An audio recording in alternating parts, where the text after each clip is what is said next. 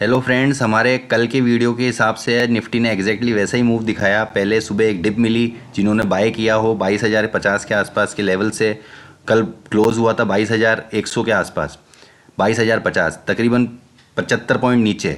और फिर day high के पास जाके नया लाइफ टाइम हाई बनाया निफ्टी ने। आज 22,215 का इतिहास के पन्नों में दर्ज हो गया है नया लाइफ टाइम हाई। और वहीं उसके आसपास ही क्लोजिंग भी दी है।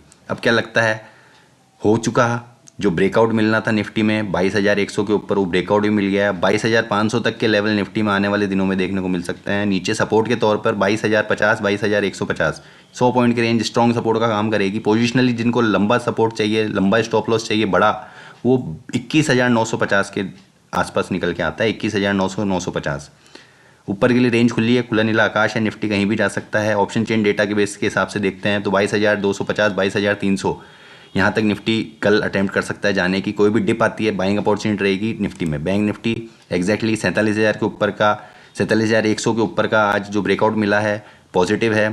डेली चार्ट्स पे देखते हैं। डेली चार्ट्स पे हमें जो ब्रेकआउट की नीड थी, जो रेजिस्टेंस हमारा था, उसके ऊपर की क्लोजिंग मिली है। बहुत अच्छी क्लोजिंग मिली है। आने वाले दिनों में 47,350 से लेकर 47,500 के लेवल्स बैंक निफ्टी में ओपन हो चुके हैं। सपोर्ट के तौर पर आपका 46,750 से लेकर 46,900, ये 150 पॉइंट्स की रेंज आपको सपोर्ट का काम करेगी। कोई भी डिप आती है बाइंग अपॉर्चुनिटी रहेगी। आर्ली चार्ट पे दिखाता हूँ मैं आपको। ये जो पहली कैंडल बनी थी आज की, उसके बाद सस्टेनेबल बाइंग दिखी और पूरे दिन बाइंग मोमेंटम में रहा। कहीं भी कॉम्प्रोमाइज़ नहीं हुआ, कहीं भी बिकवाली नहीं हुई, कहीं भी प्रॉफिट बुकिंग नहीं हुई और डे हाई के पास बंद हुआ है, जो बैंक निफ्टी को मजबूत बनाती है। इसके पीछे पीछे आज फिन निफ्टी ने भी चलने की कोशिश करी। रेप्लिका है बिल्कुल बैंक निफ्टी का। 20,800 तक के लेवल जो रेजिस्टेंस थे वहीं पे क्लोज हुआ है।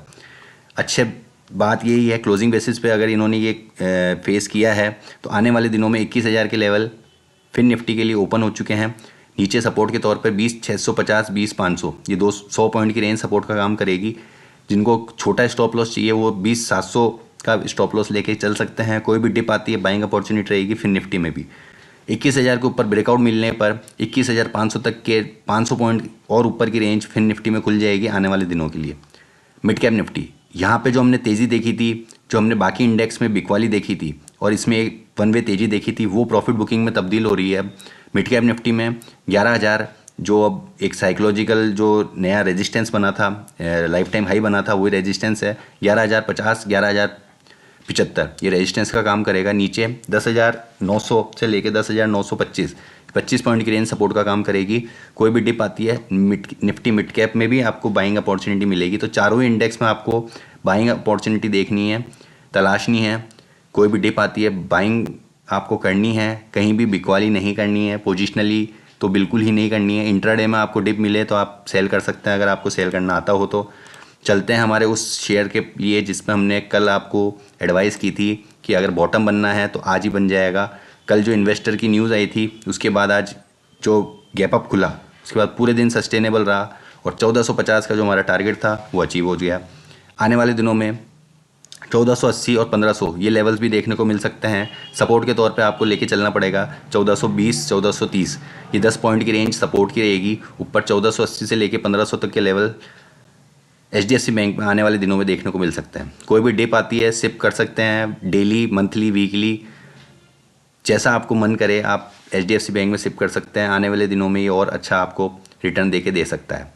नेचुरल गैस की बात करते हैं। नेचुरल गैस में कंसोलिडेशन चल रहा था, पूरे दिन भर कंसोलिडेशन का फेज़ देखा। आज भी जहाँ से ये स्टार्ट हुआ पूरे दिन ये कंसोलिडेशन रहा और अब थोड़ा सा ये शॉर्ट कवरिंग कह सकते हैं या डेड कैट बाउंस कह सकते हैं और फेल हो चुका है। अब क्या लगता है, आज का जो हाई है 135 के स्टॉप लॉस के साथ नेचुरल गैस में आप सेल कर सकते हैं।